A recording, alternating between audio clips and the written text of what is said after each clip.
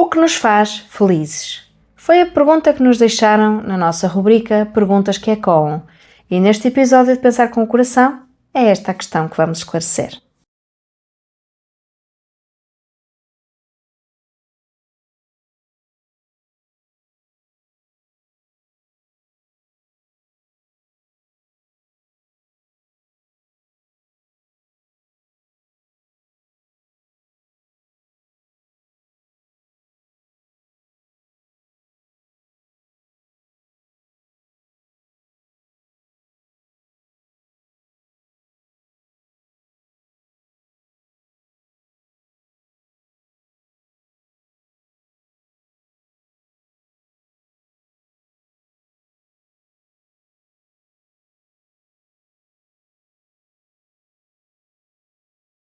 A busca pela felicidade é algo muito antigo, não é? E a pergunta que nos foi colocada na nossa rubrica Perguntas que Ecoam prende-se especificamente com essa questão, o que nos faz felizes, não é? E é sobre isso que vamos então falar um pouco. Neste episódio vamos ter aqui 3 paragens. A primeira vai desfazer um mito em que nós continuamos a acreditar.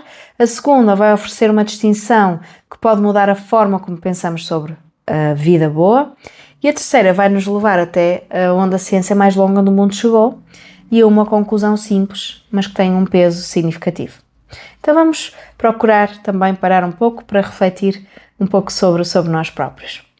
Vamos imaginar o seguinte, vamos imaginar que acabou de comprar algo que queria há muito tempo. Um telemóvel, um carro, uma casa, ou algo que esteve em promoção e que perseguiu durante anos. Nos primeiros dias há assim uma euforia genuína, não é? O mundo parece ligeiramente diferente, melhor, e depois começa a ficar igual. A coisa nova torna-se a coisa normal e voltamos a sentir exatamente o mesmo que sentíamos antes. Isto tem um nome, chama-se adaptação hedónica. E foi descrita pela primeira vez por Brickman e Campbell em 1971, com aquela que se tornou uma das metáforas citadas na psicologia do bem-estar como a esteira hedónica. Treadmill, portanto aqui a passadeira hedónica. A ideia é simples e ao mesmo tempo um bocadinho perturbadora, porque por muito que corramos, por muito que conquistemos, nós voltamos sempre ao mesmo ponto de partida emocional. E durante décadas esta ideia foi considerada a ideia absoluta. E ela diz algo muito desconfortável, que os nossos esforços para ser felizes são em larga medida fúteis. Só que depois chegam Dinner, Lucas e Scollin com um artigo publicado em 2006 na American Psychologist com o título que diz o seguinte: Beyond the Hedonic Treadmill, ou seja, para além da passadeira hedónica ou da esteira hedónica. E eles fazem algo importante, eles revisitam a evidência com estudos longitudinais de grande escala e chegam a 5 revisões fundamentais ao modelo original. A primeira, o nosso ponto de equilíbrio não é neutro, ou seja, a maioria das pessoas está na maior parte do tempo acima da neutralidade. Nós tendemos para o positivo, que é em si mesmo uma boa notícia. Segunda, esse ponto de equilíbrio é diferente de pessoa para pessoa.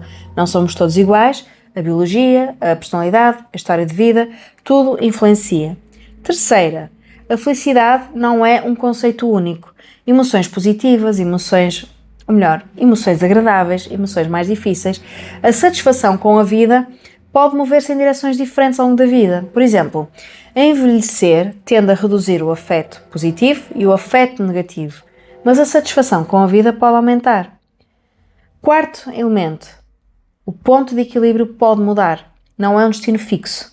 Em estudos acompanhados durante 17 anos com amostras representativas da população alemã, 24% das pessoas mudaram significativamente o seu nível de base de bem-estar. A felicidade não é imutável. Mas o que é que muda o ponto de equilíbrio? Nem tudo ao qual nos habituamos da mesma forma. Ou seja, o desemprego persistente, por exemplo, deixa marcas duradouras. O casamento não traz sempre ganhos sustentados. As pessoas adaptam-se relativamente depressa à vida a dois. Mas a perda de emprego, o divórcio, a viuvez, podem alterar o ponto de equilíbrio de forma duradoura. E há algo mais nesta equação, que é a variedade. Num estudo publicado em 2024 por Gladstone e colaboradores, olhou para os padrões de despesa de milhares de pessoas, incluindo dados de transações bancárias, e descobriu que não é quanto gastamos em prazeres que se provê o bem-estar, é a diversidade desses prazeres. Quem distribui as suas experiências de lazer por domínios variados, como cinema, viagens, jantar, desporto, tende a ser mais feliz do que quem concentra tudo no mesmo tipo de prazer, porque a variedade atrasa a adaptação, ou seja, o cérebro habitua-se menos depressa ao que é novo e inesperado. A primeira dentada da experiência positiva é sempre a mais intensa, não é? Quando repetimos demasiado o mesmo, esse prazer, ele esvazia-se. Então o que é que fica depois desta primeira paragem? Que a felicidade não é um estado permanente e que não é uma falha nossa. Não é uma falha nossa, é biologia, é adaptação. Mas também fica isto, que é nós podemos influenciar o nosso ponto de equilíbrio. A novidade, a variedade, o movimento são aliados nesse caminho. Vamos falar agora sobre hedonia e eudaimonia. A hedonia é felicidade como prazer, ausência de dor, acumulação de boas experiências e minimização das más. A eudaimonia é diferente, portanto, refere-se aqui ao florescimento humano, à vida bem vivida. Não é aquilo que nos faz sentir bem agora, mas aquilo que nos faz sentir, que nos faz ser mais nós próprios, com propósito, com autenticidade, com crescimento.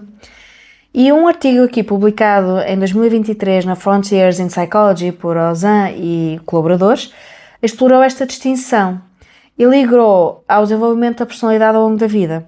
O que é que os autores encontraram? Encontraram que foi à medida que as pessoas que foram amadurecendo, no sentido psicológico, a eudaimonia torna-se mais saliente, ou seja, o interesse genuíno pela vida, o compromisso com algo maior do que nós próprios, a busca de sentido, e não são apenas características de certas pessoas, são um sinal de que algo está a crescer. E encontraram outra coisa importante, não é a procura do sentido que prevê o bem-estar, é a sua presença. Ou seja, há pessoas que andam em busca do significado de toda a vida sem o encontrar. E há pessoas que têm um sentido claro, uma direção, um propósito, e essas pessoas tendem a ser psicologicamente mais saudáveis. Só que isto não significa que temos de escolher entre prazer e sentido. E houve aqui investigadores que foram pesquisar exatamente esta tensão, e a conclusão, ela é subtil, mas é importante. Quando as pessoas dão prioridade à eudaimonia, ambas as orientações, a hedónica e a eudaimónica, contribuem para o bem-estar. Quando a prioridade é apenas o prazer imediato, os benéficos de ambas tendem a diluir-se. Ou seja, o prazer é uma parte legítima da vida boa, mas precisa de existir num quadro maior, porque o prazer sem propósito, ele esvazia-se por si só, e o propósito sem nenhum prazer torna-se muito pesado. Então, esta combinação, quando bem ordenada, é mais sustentável. E vamos agora aqui olhar para aquilo que tinha falado há pouco, não é? De que a felicidade não é um estado permanente e libertarmos-nos dessa expectativa já é preciso só um alívio. Parte do sofrimento que as pessoas experienciam não é a ausência de felicidade, é a convicção de que se deveriam sentir felizes e a culpa ou a vergonha por não o sentir. A ciência é clara, a felicidade ela é flutuante por natureza.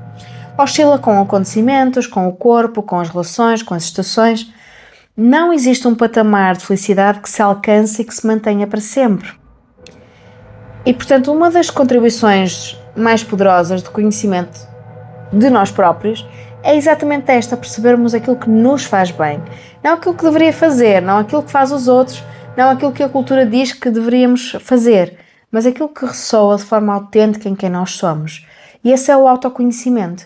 E é, curiosamente, uma das competências que menos valorizamos quando falamos de bem-estar. Em 1938, isto é interessante, a Universidade de Harvard começou a acompanhar a vida de um grupo de homens, portanto, de jovens, não é? Universitários, com boas perspectivas, alguns com histórias de vidas mais difíceis.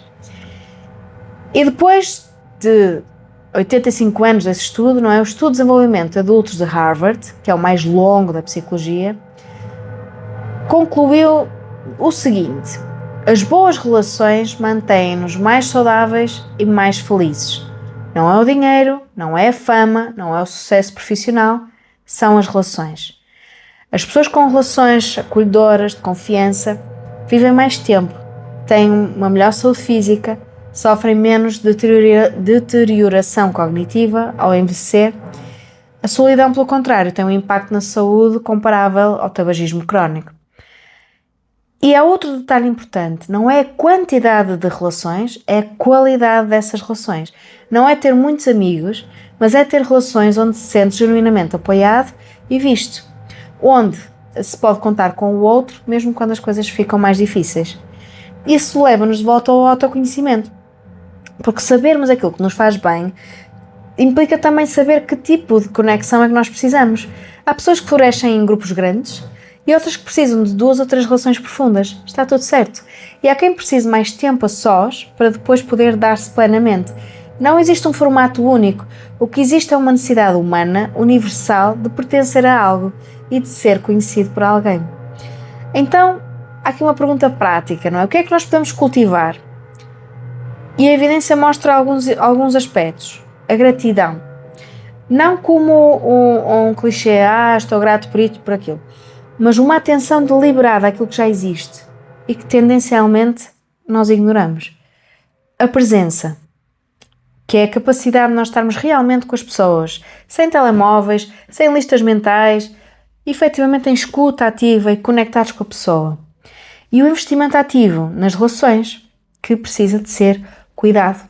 Eu costumo dizer muitas vezes que as relações não se adquirem, elas constroem-se e fortalecem-se. E é algo que queria deixar aqui também, que é a felicidade não é uma conquista, não é uma meta, não é um destino que se alcança e a partir do qual está tudo ok. É uma direção, é uma forma de nós nos orientarmos com mais consciência, com mais presença e com mais autenticidade.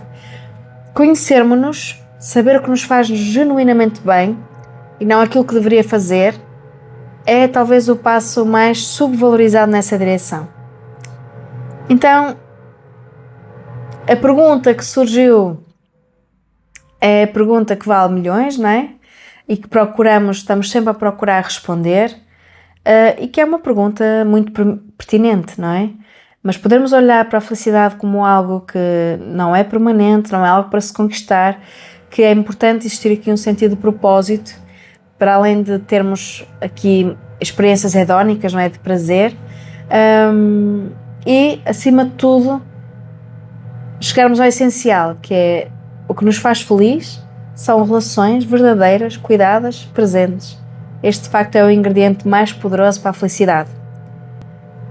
Fico a aguardar os seus comentários, as suas reflexões sobre o que nos faz feliz. Esta foi uma leitura, uma abordagem que quis trazer aqui também para refletirmos um pouco, com alguns dados. Espero que tenha feito sentido e vemo-nos no próximo episódio e até lá, pense com o coração.